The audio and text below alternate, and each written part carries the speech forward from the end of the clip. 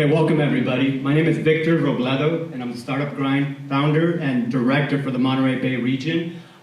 It's with great pleasure and an honor for Derek Andersen to be here with us. Derek Andersen is actually the CEO and founder of the entire Startup Grind umbrella. He's an innovator, he's a visionary, he's an entrepreneur. And without further ado, everybody please stand up and give Derek Andersen a warm Monterey Bay welcome.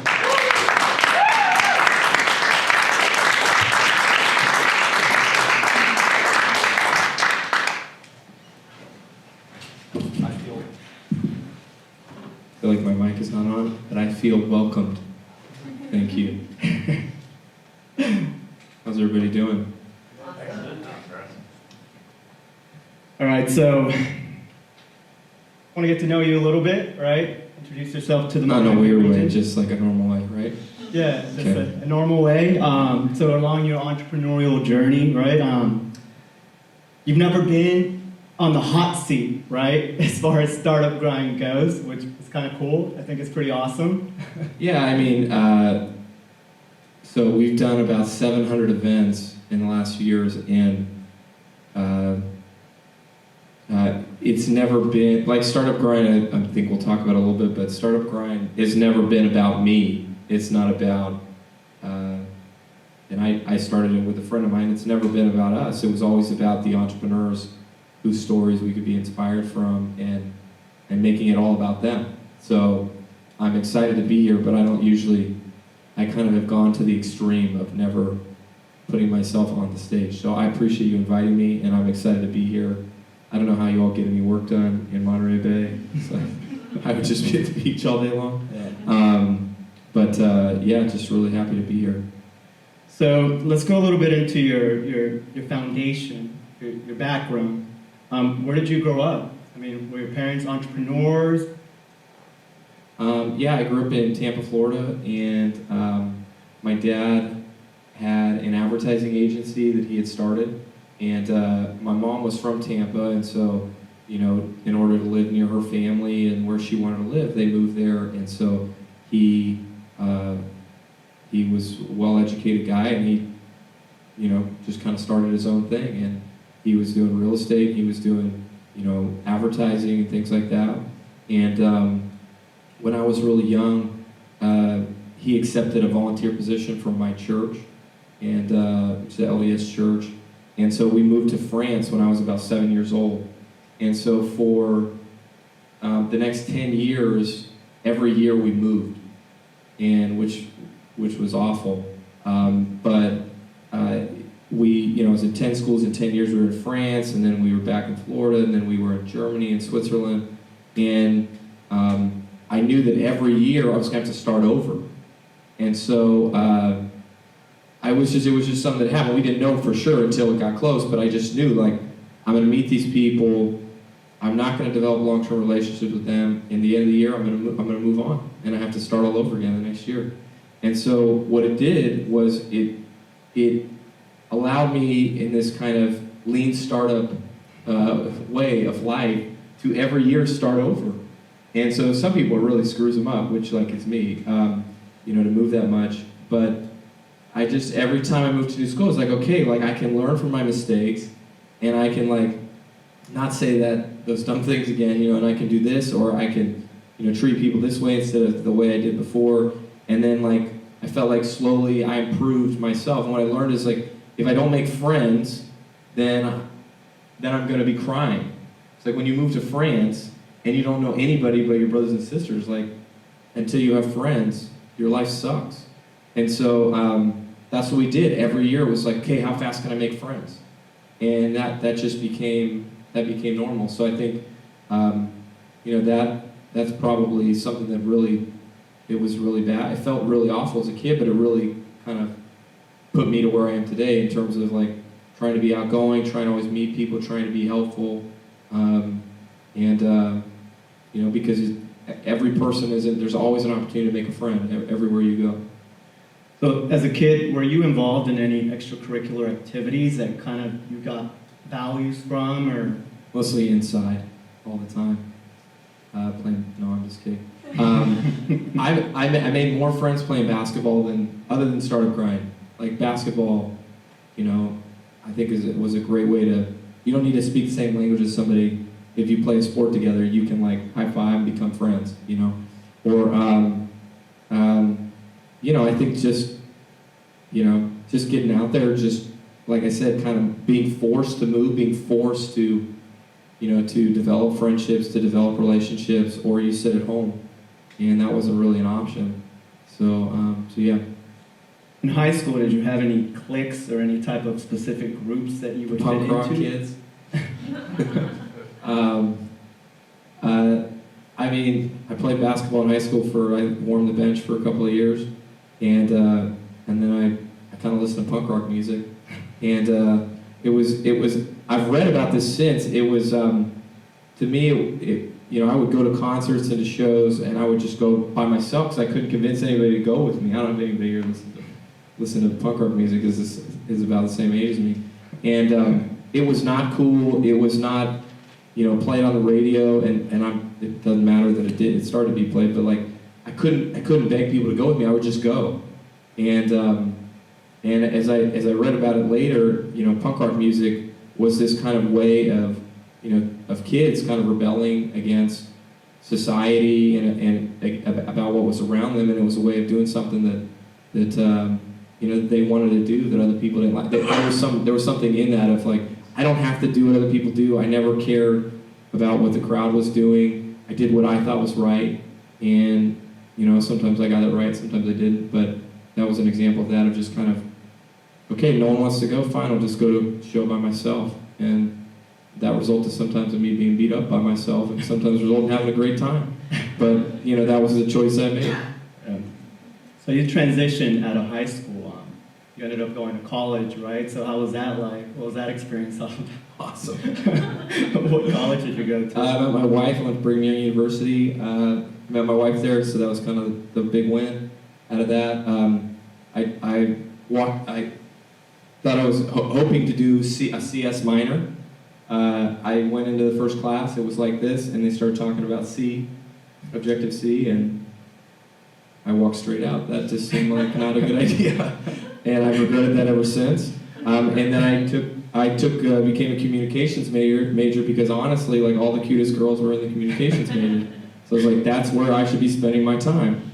And my future wife we ended up taking all the same classes together. So, and when I was in college, I applied for this internship with electronic arts, and electronic arts at the time was like this was about 10 years ago, was really on top of their game.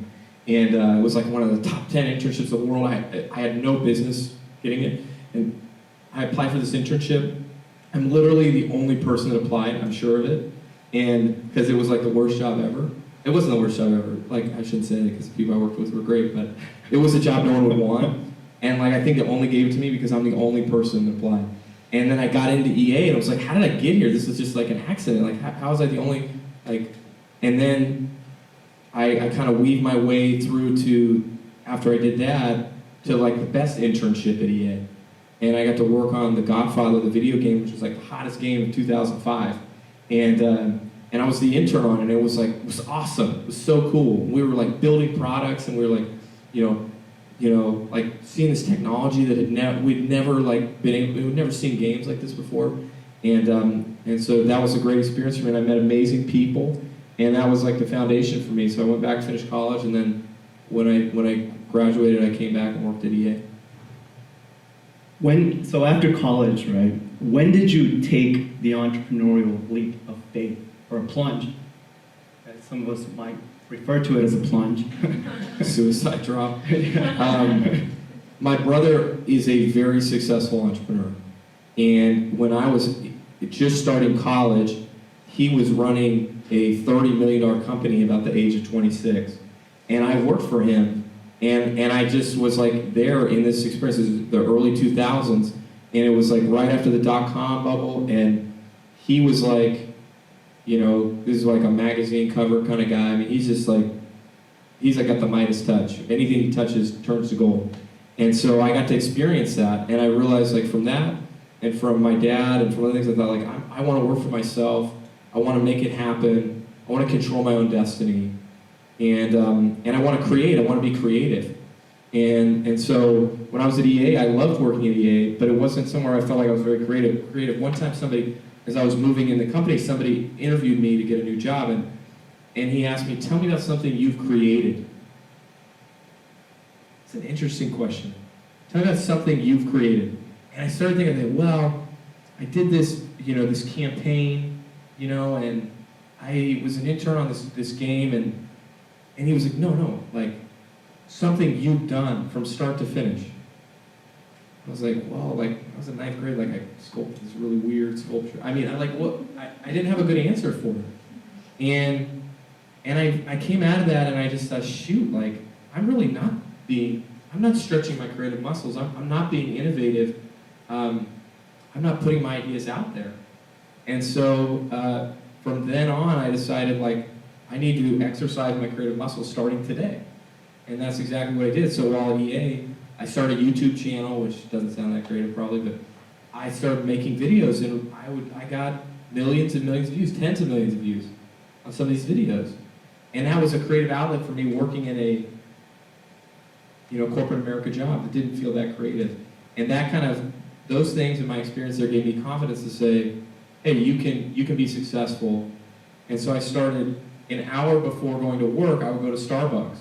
And what I learned is that somewhere like EA, I could perform pretty well, but I knew I was getting in an hour before everyone else, and I was leaving an hour after everyone. So I said, like, well, if I'm in the top 2% of everyone here, if I take an hour before work and I just go to Starbucks and work on my own ideas, and then I leave an hour early and work an hour at night, I'm probably still in the top 10% of people here at EA.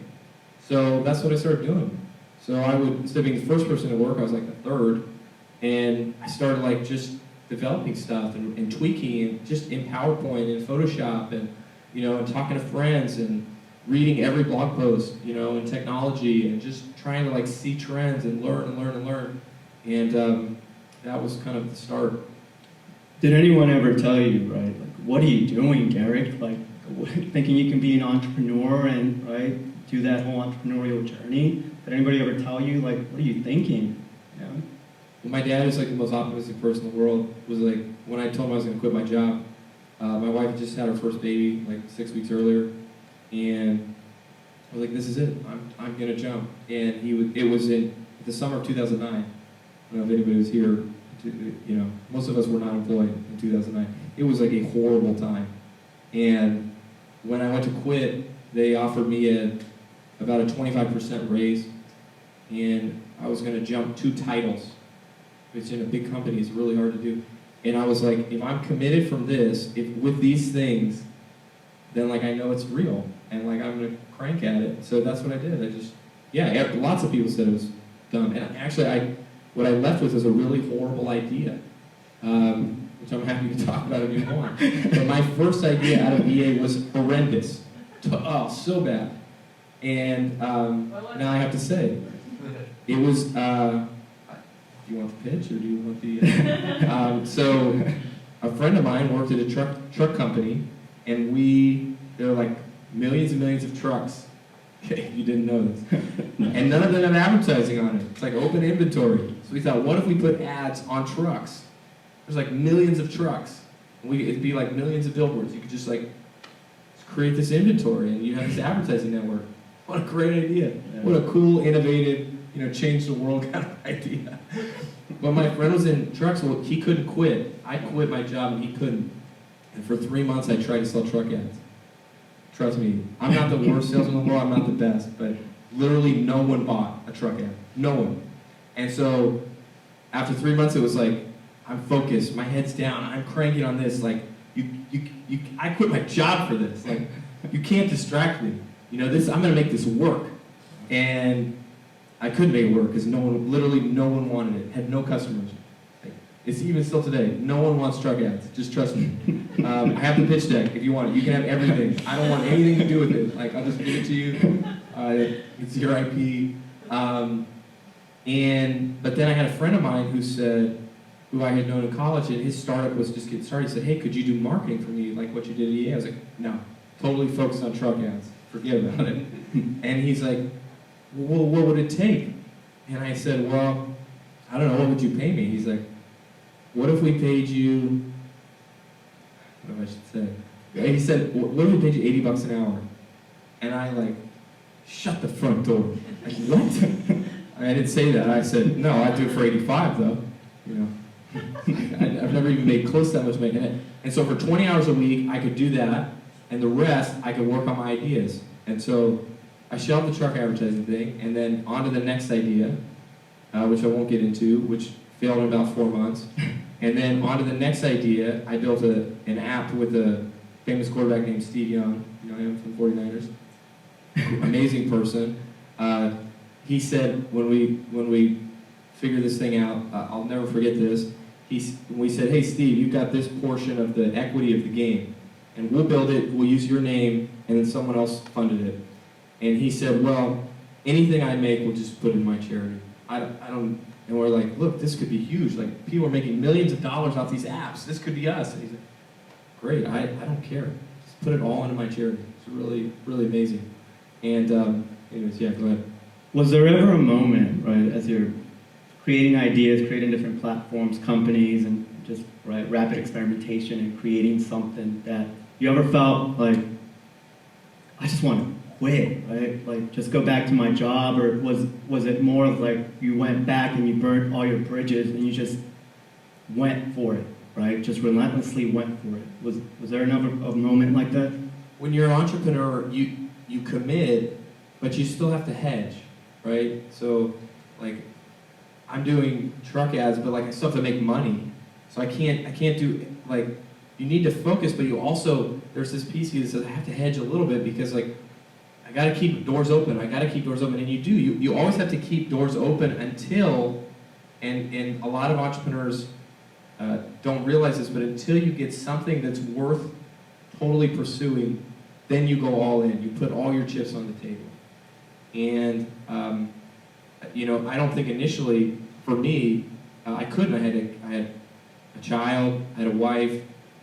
We lived in Palo Alto. It's not the most affordable place in the world.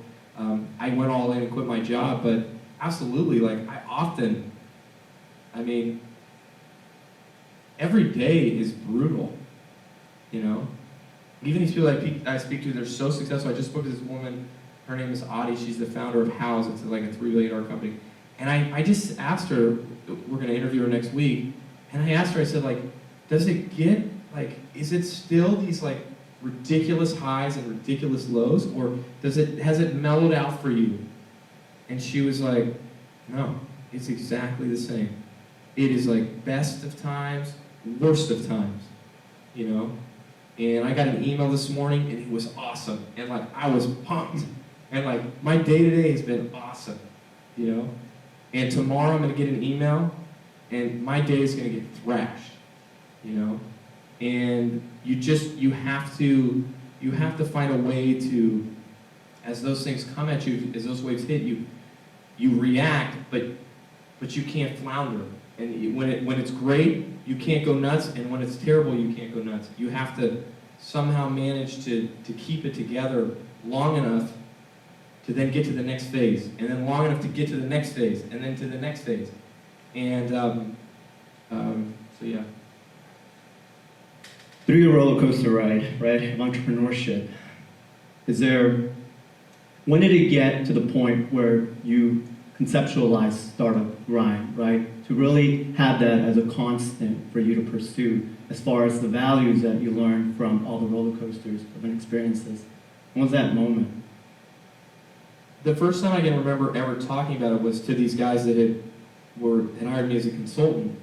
And they wanted me to come on full time. I said, no, there's things I want to do, and one of those things is I want to start hosting some events because I was very frustrated by the experience I had at events. Like, a lot of times you'll go to an event and you'll sit next to somebody and say, hey, Pete, you know, what are you working on? And they just pitch your brains out.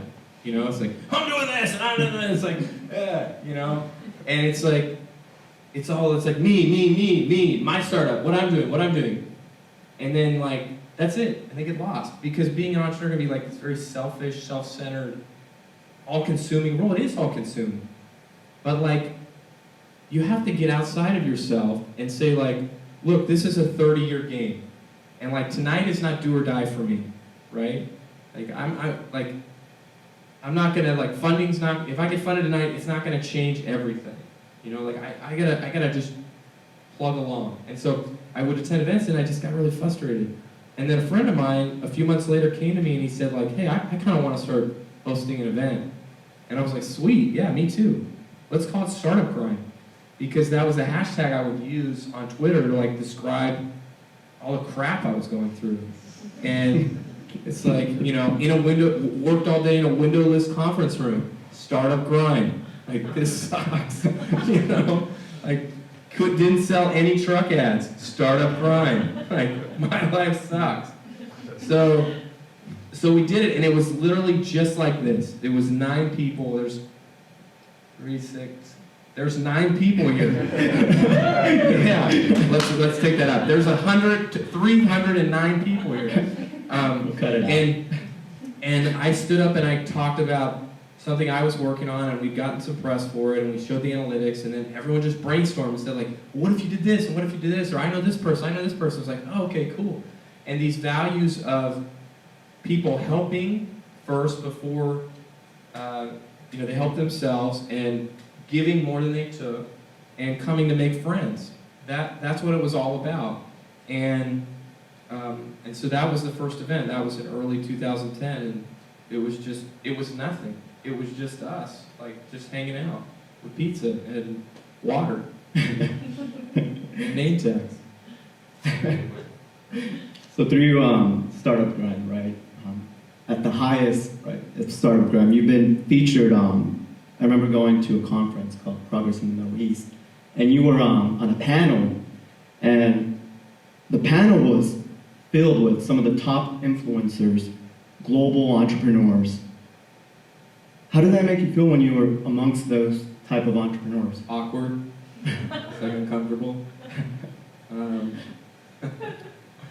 Like I have marketed. I was in communications marketing. Like I have some of these startups that we didn't get into. Like I marketed the heck out of them, and they fell right on their faces, and that really hurt. You know, when you launch a product and no one likes it, like no one, except for like your sister and your nephews, you know. And we launched this game that I was talking about, and we launched this marketing. The marketing was awesome. Like honestly, the marketing was great. The product was horrendous. You know, I was in charge of both, so like I can say that. So, we launched the marketing a week before the game, and people were like, "This game looks amazing! Like this is the sickest thing I've ever seen." And then the week later, when the game came out, the same people were tweeting, "Oh, I see where they put all their money." And it was like, this game is like, well, I'll pay him $1 for the marketing, but the game is not as good. And so, I've been through that experience, and it was so painful that I decided I would never market anything again unless it was awesome. The product was awesome. And so that really, really scarred me, that experience. And it's the customer development methodology by Steve Blank. If any of you have read this, or even Lean Startup, you've read this, which is rather than going out and doing a marketing plan, doing all this stuff, you go out and you find a problem, and you go out and you find customers for that problem, and you develop a product for those customers. And you don't need to talk to anyone else about it, just those people. And you keep tweaking and tweaking, because every time everybody gets it wrong at first. You keep tweaking and tweaking and tweaking, and at some point you hit what's called product market fit. And that is where you know you have something that customers will love. And then you start marketing it. And so for Startup Grind, I feel like we have started to hit product market fit, and it's probably time to start talking about it. But when I say I felt awkward, it's actually true. Like it's been 3 years since I've really marketed anything, 4 years since that experience, and it's still like, a lot of scar tissue from it. So. Throughout your experiences with Startup Grind, interviewing hundreds of top influencers in the world, have you noticed any type of constant variables with each one of these individuals from the standpoint of values, right, that they really hold on to and really define themselves? And and they carry that with them, right, on a day-to-day basis. Well, I'll tell you some of the things I see that are consistent with all these people, and then we can talk about values. The first thing that's consistent with every person I've ever interviewed, billionaires, people that are running multi-billion-dollar startups, the top venture capitalists in the world. I'll tell you one thing that's the same about all of them. They're all flesh and blood. Like, they bleed, they put their pants on one leg at a time, they laugh, they cry, they have their insecurities, they have things they're happy about, they're not happy about, they have problems in their personal life, they have things that have gone great in their personal life. They're exactly the same as us. And I often like remind myself of that, because I see someone in a magazine, or I see someone, you know, in a video, and then I meet them, and I'm like, this guy is no different than me. Like, okay, he's got a little more hair than me. What's the big deal? You know, I rock it. It's cool. You know, we're both wearing Nikes. You know, like okay, he's worth $100 million, and I'm not worth anything. You know, but like, other than that, we're basically the same, right?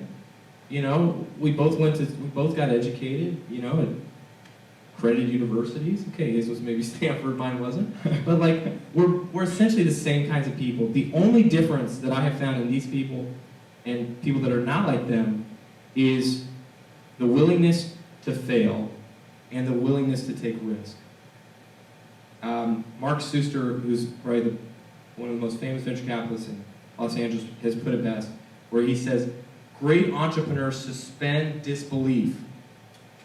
It's so unlikely you will be successful that you have to compartmentalize it and put it in a box and lock it and put it in a safe and lock it and run out of the house and forget about it.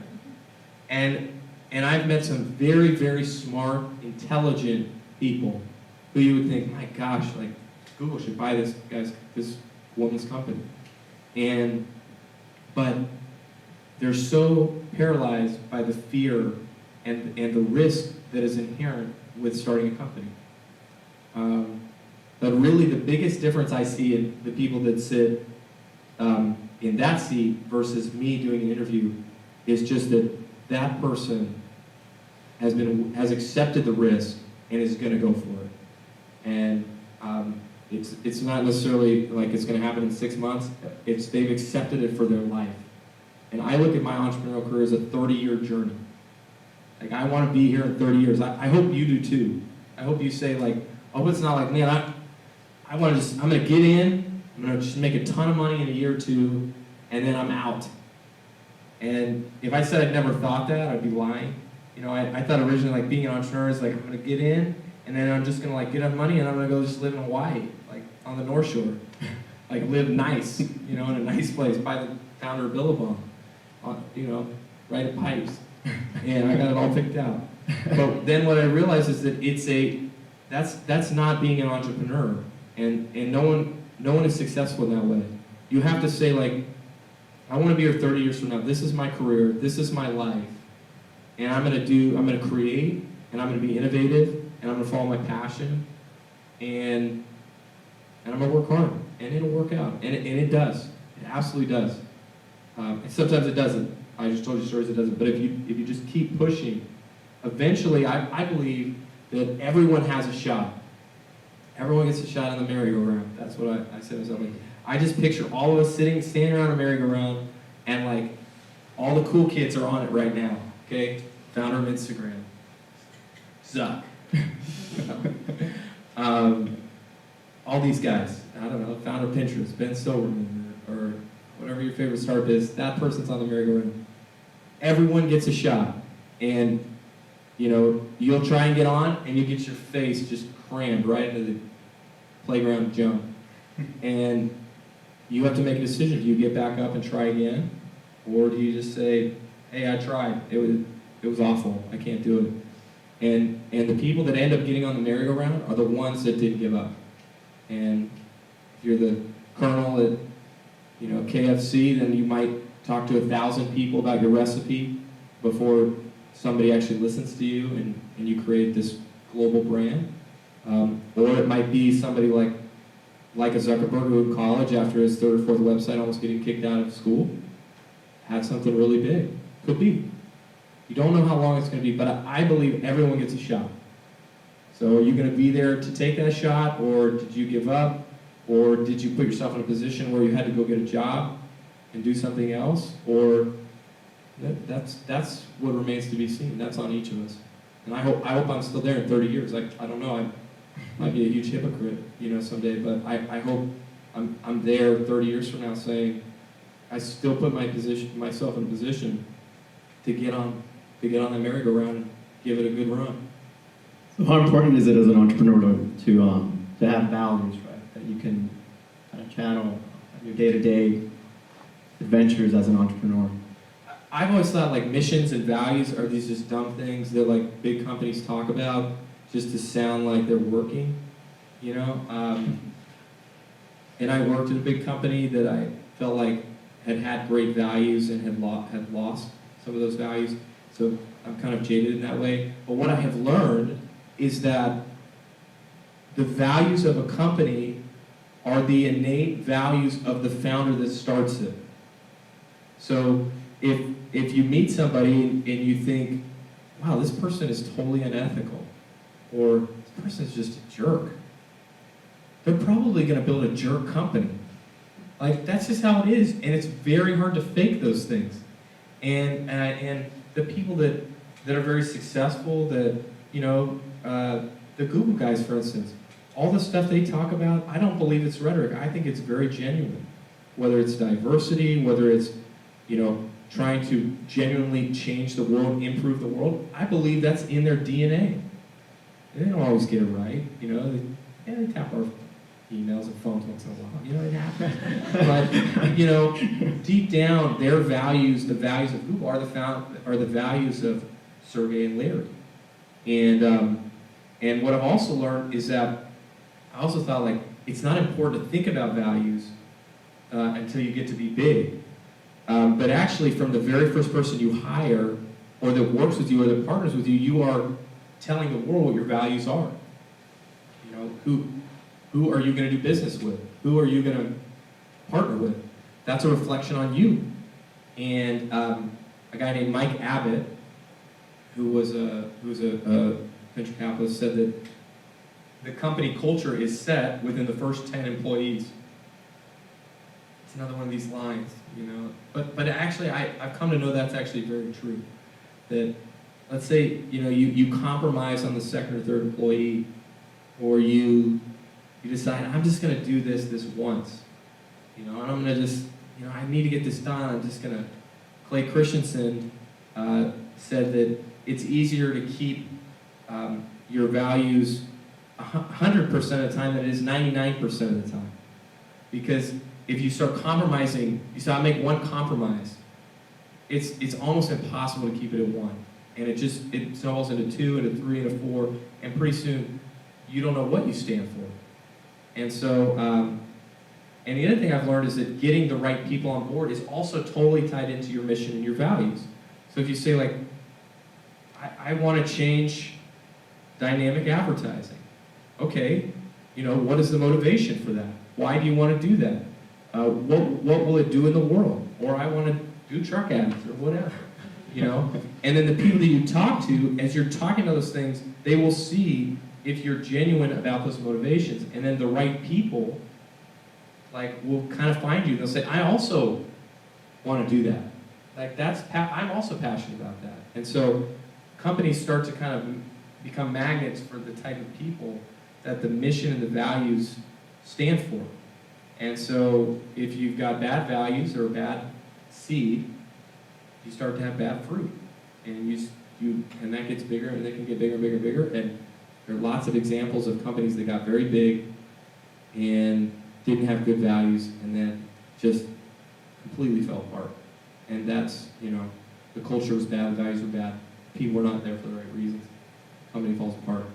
So it doesn't mean you can't be successful at some level if you have values or not, but long term, it's there's not a clear path to success. Okay. At this point in time, we'd like to open it up for some questions. And I actually want to sit down closer, if you don't mind. Sure. You want me to come down there too? Yeah. Okay. Come down right here.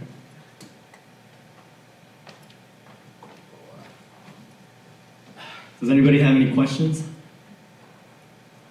I have a question. Has there ever been a moment in your life, right, where you just thought to yourself, man, this is it. Like, there's no going back, right? Like, has there ever been a moment like that where you just literally, it's either this or it's nothing, just go for it, right? Has there ever been a specific moment like that in your life? I mean, like jumping out of a plane or something. Is that a good example? Yeah, that could be a great example. I don't know. You quit your job and you have a newborn and you have a great patient wife who's kind of confused at what you're doing. Like, that seems like that's kind of like going for it, you know? Even with Startup Grind, it was a side thing that we did for a long time, and people like Victor started coming to me and saying, hey, I love the values, I love the community, can I do this in my city? And so we're like, I guess, I mean, I don't, really, you want that? And this whole thing, like, yes, the customers or the people wanted it, and so we tried it and it worked, and so we're like, okay, let's just do more of that, since that's what people want. Okay, so we quit. This was another kind of big moment for me. We had 4 chapters.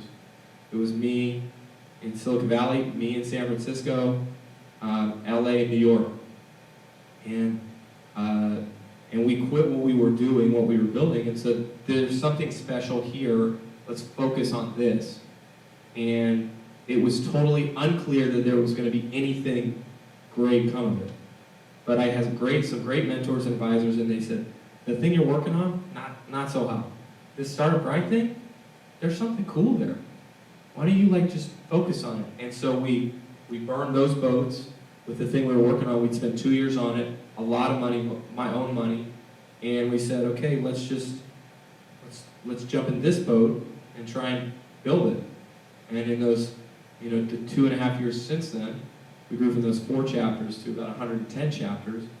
And we have about 300 people around the world, like great people like Victor, who are running our events and building the community and spreading these values, which we think are good. It's good for the world. And so, but that was another moment of the thing we put every dollar I had and effort and time, blood, sweat, and tears, and then moving to Startup Grind. It was another big, scary thing. And Startup Grind wouldn't sustain us. It wasn't like it was, a real profitable thing. It wasn't. It never was. So we just had to kind of figure it out. Any other questions from? Favorite punk band? My favorite punk band. I always liked it. I mean, No Use for Names, probably my favorite band of all time, of that era, I should say. Lagwagon was another real favorite of mine. Melancholy was another big favorite of mine. Basically anything from Fat Records, some Epitaph Records stuff I could handle. Good Riddance, it's another, it's a little hard for me, but man, it was good. The mosh pit was a little rough on me for a little scrawny kid, but yeah. Do you ever go to any of the shows in Santa Cruz? Well, I went to high school in Utah, so I dealt with the straight edgers out there. They could be pretty mean. But I don't know about Santa Cruz mean, but or maybe they're nice. I don't know. But. Okay. Question. So thank you so much for starting this. This is amazing. I love the whole the principle behind it. I'm totally in line with it. And this is great, doing these events where you have somebody speak and inspire and motivate and all of that. But then where do you go from there? We built a community. How do you practically move forward and actually make change happen? It's a great question. The first thing is figuring out what you as a community want to be. You're an hour and a half from the most sought after place in the whole startup world. So, do you how does that affect what you're doing here? What are your values? And how can we help with that? I think the values of Startup Grind are Silicon Valley values. So I assume some of that bleeds down here as well, as it bleeds in the North Bay and in the East Bay. But I think it's, first of all, it's relationships, it's people helping each other. Some of the people I met at the first Startup Grinds are still my friends. We still keep in touch with each other, we still help each other, we still make introductions. We're still interested in what each other's doing. We're still willing to listen, when they have a terrible day or, things aren't going right, and stick with them. And so I think that's really important, just starting to build those relationships and you all helping each other. And then good things kind of come from that. And if you have people that are committed and saying like, look, I'm gonna be part of this for the next 4 or 5 years, like I'm gonna be around. And I don't mean coming to the events, I just mean like, I'm gonna help people in Monterey Bay. And that will end up helping you, that will end up helping your business, and you will grow with each other, So yeah, I put on my tag like brainstorming or making introductions or beta testing, or these are things anybody can do, And so, did I answer your question at all? Yeah, I mean, I definitely know like the value of the community itself, just for support and keeping each other motivated is great. I'm just wondering, like in between, like say we have like monthly events like this, like in between, like do other chapters do like more specific kind of events or like ways to kind of like actually make more tangible things happen? So part of what makes Startup Grind successful is that it's so simple. And so, we have a venue and a platform for getting educated, maybe not tonight, but usually, and then building friendships and building a network. And so what happens beyond that, I put that back onto you and say, what do you want to get out of it? You get out of an event or an experience what you put into it. So I would hope in the next 3 or 4 weeks that you would meet individually with 3 or 4 people in this room that you met tonight and say, how can I help you? What are you working on? And that in that conversation, they will come back and say the same thing to you. And that's the in-between. So this is, and people are like, it's so simple. It's like, that's it? What's next? And it's like, well, we're going to be back next month. We're going to do it again. And I hope you're still in the game.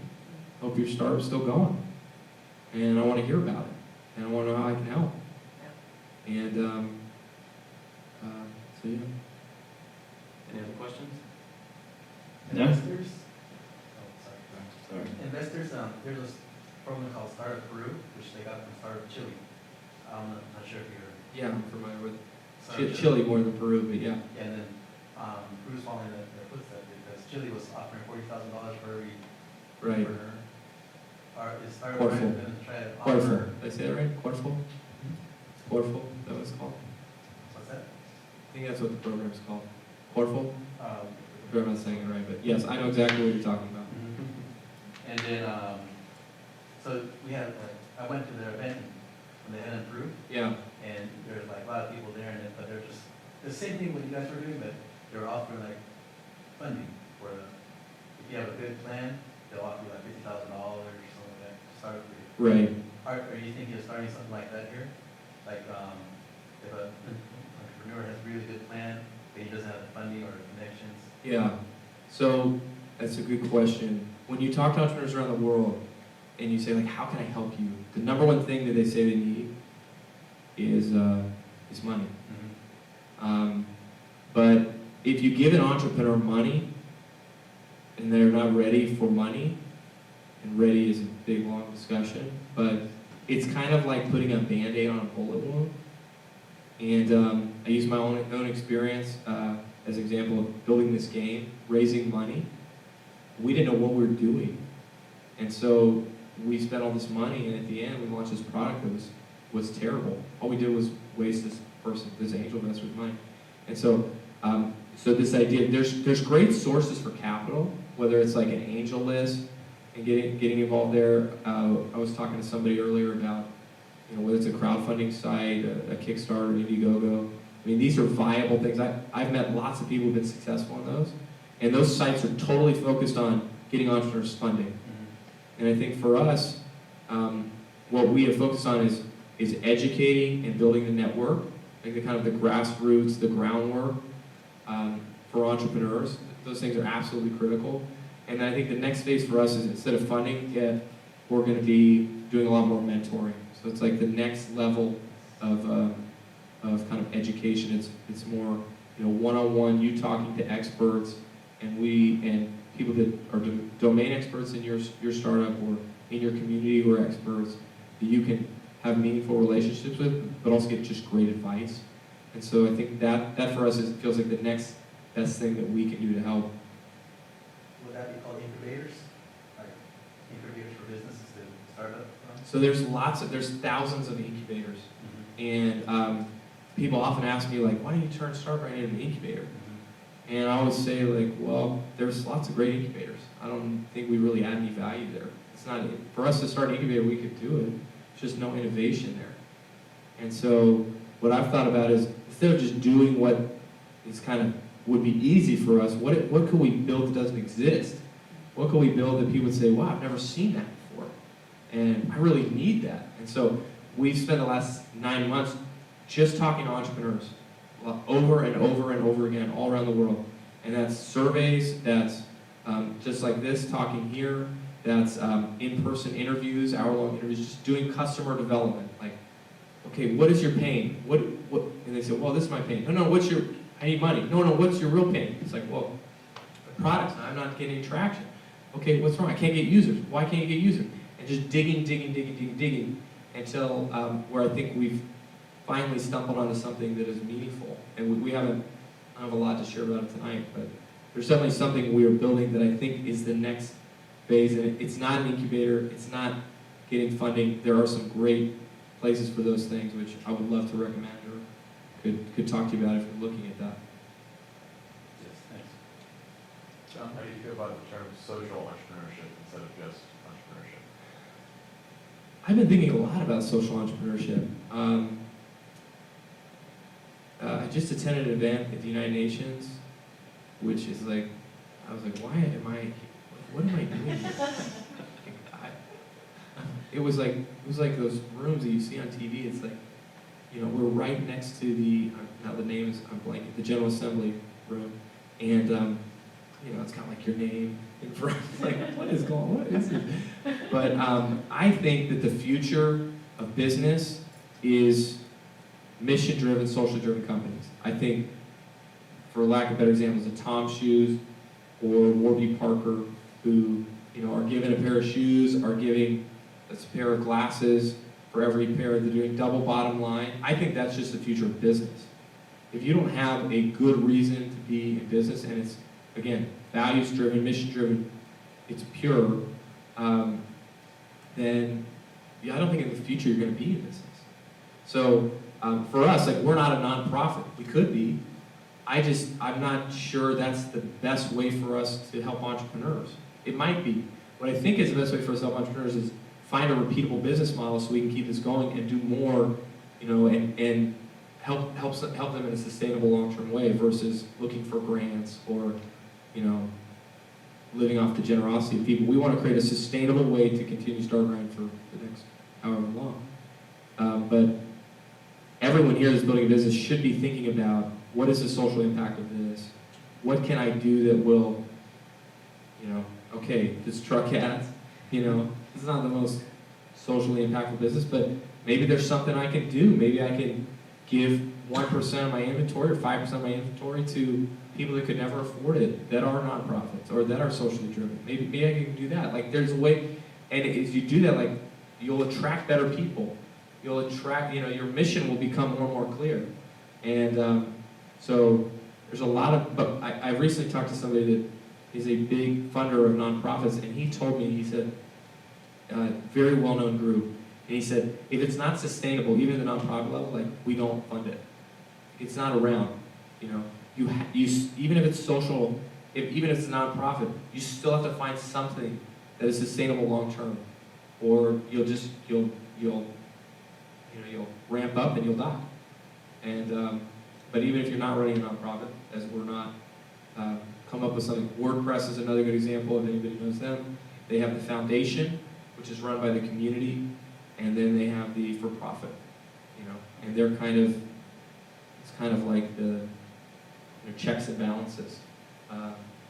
So.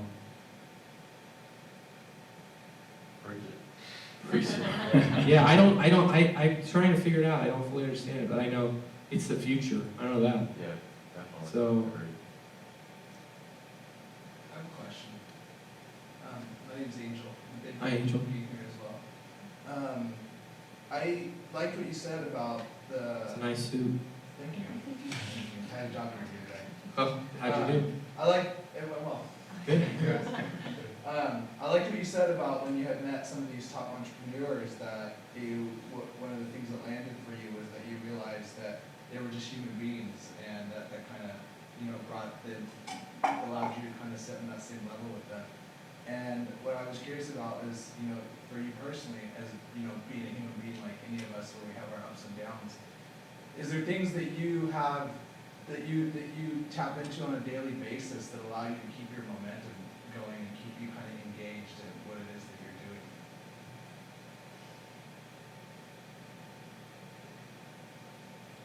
Just thinking that I went to bed at 2:30 last night. Seemed like a bad idea. Honestly, it's my family. Yeah.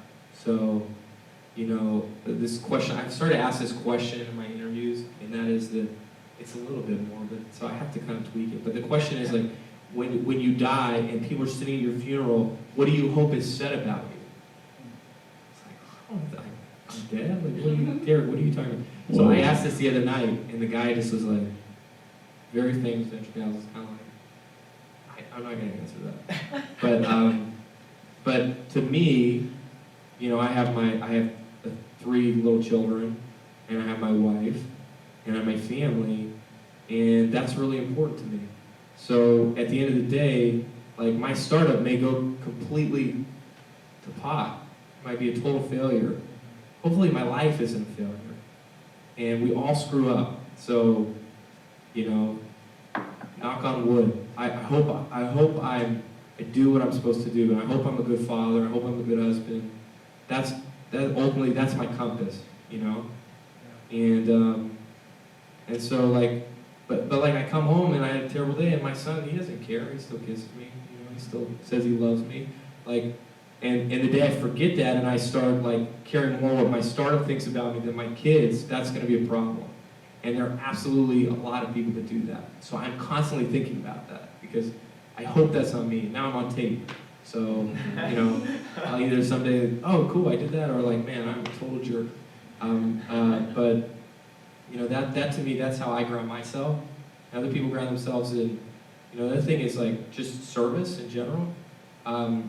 If you can, I always find that like when I go do service and help someone else, I end up helping myself. So, this is part of our values here, but just in general, like, and I find that like, sometimes when it's the worst time for me, if I'll just get out and go do something for someone else, like I come back and I like feel good. Like I'm like, oh, okay, like things are gonna be okay.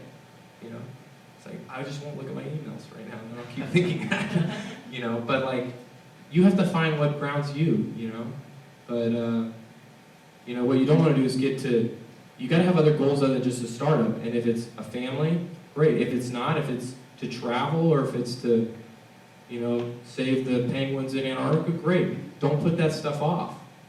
Start figuring out how to move that needle at the same time, because, there's this famous article about this woman who was a nurse, and she sat next to hundreds of thousands of people that had died, and it was like, what are the 5 things you regret spending time on? Or what are the 5 things you wish you spent more time on? No one ever says work, Like, no one ever says, man, wish I would have done 100 more emails today. Or, yeah, exactly what he said. Like, no one, like, no, you're not going to think about when, like, you're in a nervous situation. Are you thinking about your work?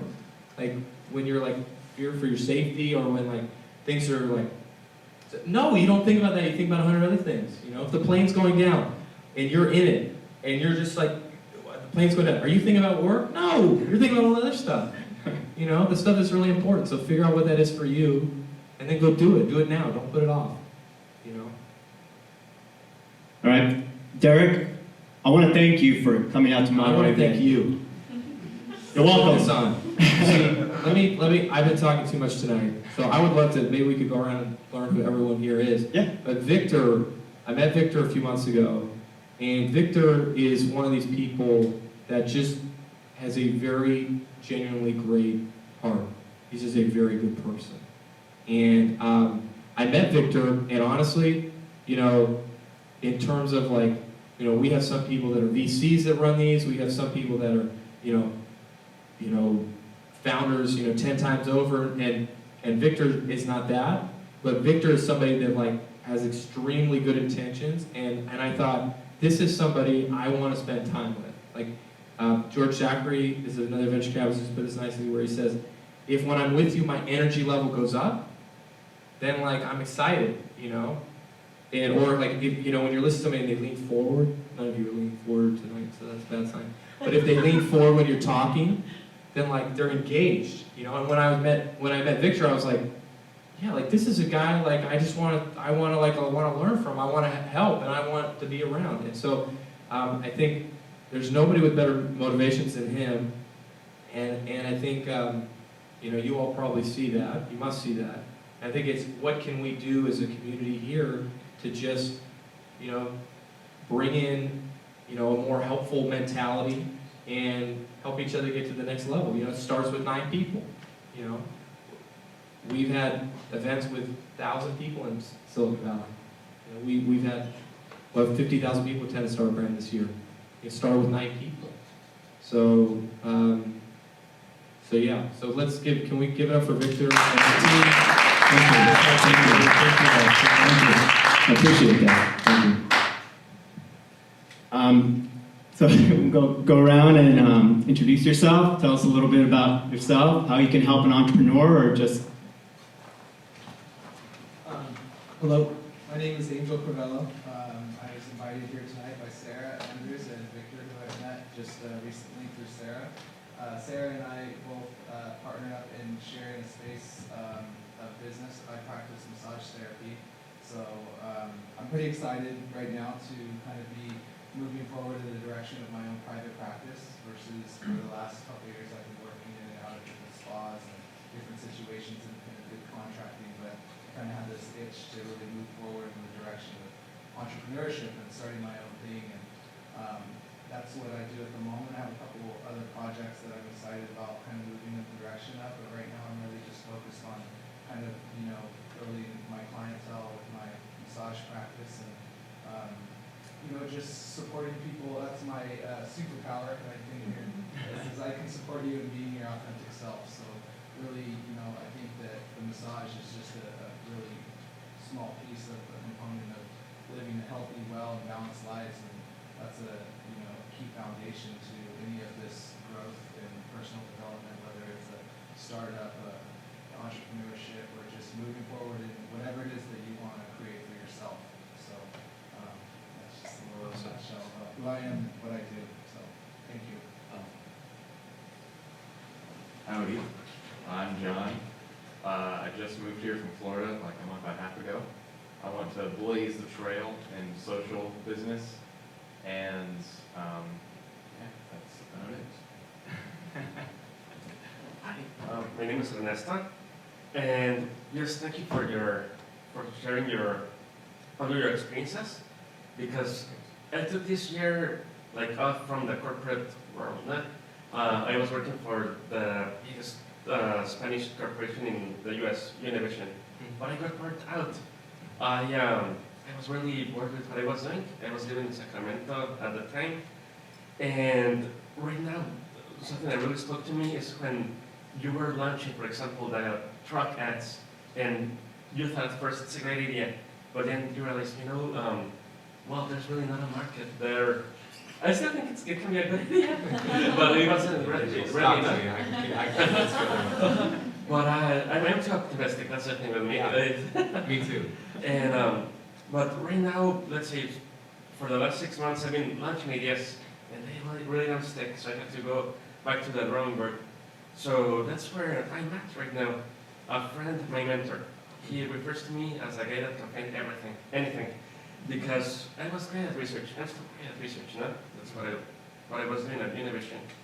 So right now, I'm really looking forward to going to more of your events, to really be able to say, okay, I have this skill set, I have found this need, or this market niche. Okay, I can apply my abilities here for that.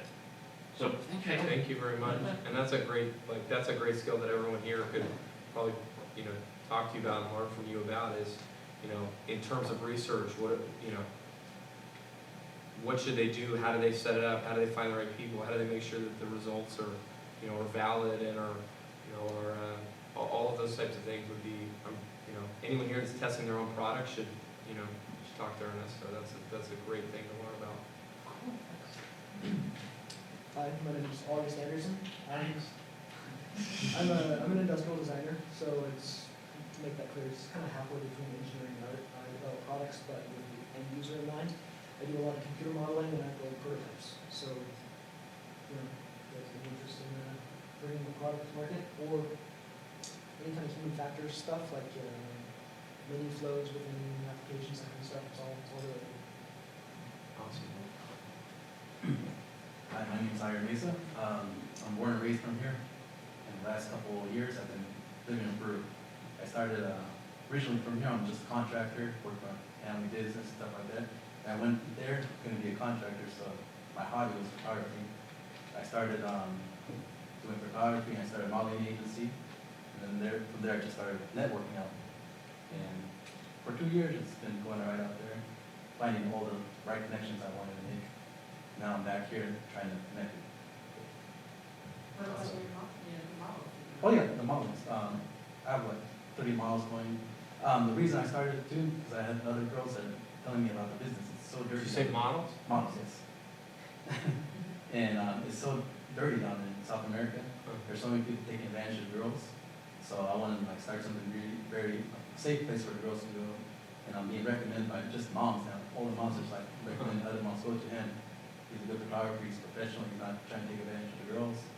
And that's why I'm starting. A lot of people out there, like businesses, high class people, they want to like, oh, I want to invest in you. And he's like, listen, you bring girls to party. I was like, that's not my kind of thing. So a lot of times I didn't sell out. Like if I wanted to, I could like, that was like your example, who you mix with. I could easily became really rich fast, but I decided not to. I just wanted to just go a nice route and see how it goes from there. And all the, like a lot of girls are like inspired. I like tell them you have to get education. You're not just, your beauty's just not going to make it for you in the long run. It's pretty cool. Hello, I'm Richard Dole. I just started an investment firm. I worked in the investment business for 18 years, started my own firm. What I really realized was people don't realize how much they're paying for their investment advisor. So they're basically getting, I don't want to use the term ripped off, but they're paying far more than they should. So the idea was to bring strategies that people would pay a lot for to more the average person at a reasonable price. And so that's what I'm working on.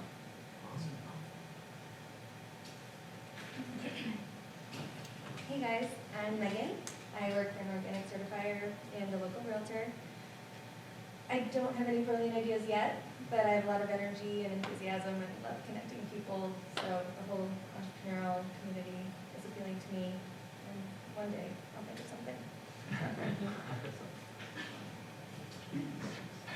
Hi, my name is Pete Bigham, and basically met Victor at a startup event at CSU Monterey, and we both pitched ideas, and no one kind of picked up on our ideas, so we I said, explain to me what your idea is again, and he's one sentence through, I said, all right, let's do this, and so we started as two people. We were able to convince two other people to help us out, and we actually were able to pitch. We didn't win the event, but it was really great, and so we've continued to kind of build this young entrepreneur venture website idea, and we're trying to get it out into live beta. And then he said, hey, I'm doing the Startup Grind event, need some help? And I said, okay, let's do this. So now we're working on two things, and hopefully do quite a few more events in the near future. And then got a bunch of other projects I'm working on, but this one is more important right now. So. It makes me for your help. It's actually working. No, it died somewhere. It's a nice prop though, right? Yeah. My name's Sarah Andrews, and I'm a Reiki practitioner. If you don't know what Reiki is, it's a form of energy healing. So I've been doing that for about a year and a half now, and I opened my own office with that in April here in Monterey. And then since then, I've discovered I really like kind of the coaching element as well. So I'm starting a second venture using coaching and energy work. I'm calling myself an energy coach to help entrepreneurs get their energy in line with their purpose and be more effective in what they do. And more, you were talking about the ups and downs and all the craziness that you go through. Like, you know, you're going to be, I feel like if you can be more grounded about it and weather all of that a little more gently, then you can be a little more successful. And also, if you keep your energy not so up and down, or like at kind of a higher vibration in general, it's going to attract people to you. I mean, it's just it's a proven fact that like your energy interacts with other people's energies around you, and if people kind of recognize, maybe not consciously, that you are like, you said, you know, you like just being around him, you know, it's like it's that energetic thing that attracts other people to you. So I think there's a lot in that that can be useful for entrepreneurs specifically. I know a couple that they kind of do something like that in San Francisco, and you should totally meet them and talk I to would them. love They to. would be Yeah, great I'm in the kind of middle of like mentors for developing you my on- programs and yeah. everything, so. They're awesome, and they help a lot of CEOs. You'd be surprised at, I mean, you'd be surprised at how many CEOs have a coach, you know, they're like a life coach, you know, and they help on the business side too, they just talk to them, you know, so. And I yeah, love that, I mean, totally I am meet them. so passionate about this because I just came back from, have you heard of the World Domination Summit? In Portland. It's this amazing gathering of 3,000 entrepreneurs at this point, like getting together. And it's all focused around community and service, like doing good in the world and being successful and helping each other out. So it's the same energy, and you know, 3,000 of us being together for a weekend doing all of that. And so I came back from it on Tuesday night and just jumped right into like helping Awesome. get this thing going. And so I'm totally, I'm really make it big. Thank you so much.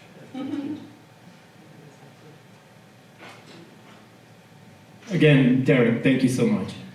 Appreciate you driving down, and we look forward to seeing you at the World event. You know, it's coming up here shortly, so that's going to be exciting. Everybody from around the world congregating in one location, so we're looking forward to that. Thank you for driving down, and you know, we appreciate the support that you're showing the Monterey Bay region. And anybody, you know, if you guys ever, you know, look at who's, you know, speaking in the Valley or San Francisco, and if you want to come, just let me know, and we'll get you on the list. And I know it's a long drive, you know, just to get up there, so, you know, that could be enough. So if we can help make that easier in any way, and if there's somebody interesting, please come to that. And I think here, like, you know, in terms of supporting the local community, I think like if anybody's got any great speakers or local, you know, really successful business people or venture capitalists here in the area, let's get them to speak. So if anybody's got any inroads in those people, love to talk to them, and let me know what I can do to help. Just generally I mean, I'm going to be here, so if there's something I can do, just tell me what I can do. So Okay, thank you. Let's go. thank you.